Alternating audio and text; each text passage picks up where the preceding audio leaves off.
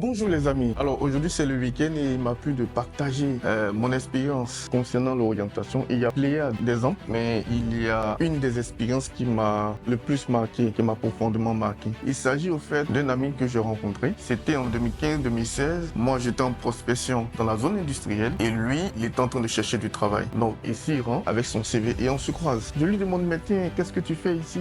Un jeune brillant, il a fait la série E pendant que moi j'étais en F3. Il est en train de chercher du travail, il avait une demande de son CV. Il était autour de 9h, 10h. Alors je lui dis, mais mon ami, ce n'est pas à 9h que tu viens chercher du travail. On cherche du travail à midi. Bon, alors éthique. Il me dit, mais comment ça? Il dit, on cherche du travail à midi. Et je lui explique que pour sa demande, nous sommes en zone industrielle. Généralement, à 16h là, le matin, les personnes sont en train de travailler, les responsables qui peuvent décider. Ceux-mêmes qui ont besoin de recruter des techniciens, des ingénieurs. Ça sera difficile pour lui d'accéder parce que sans rendez-vous, il ne peut pas accéder à l'usine.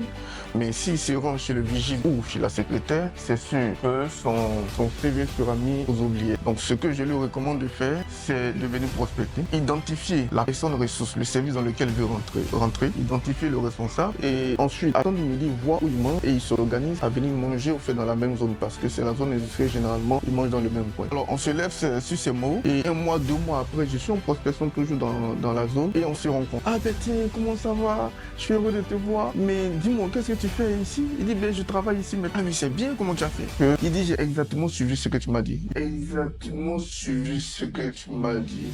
Juste la semaine qui a suivi, j'ai identifié le restaurant du responsable dans le département dans lequel je voulais rentrer. Je suis allé manger et heureusement pour moi j'ai été côte à côte avec lui.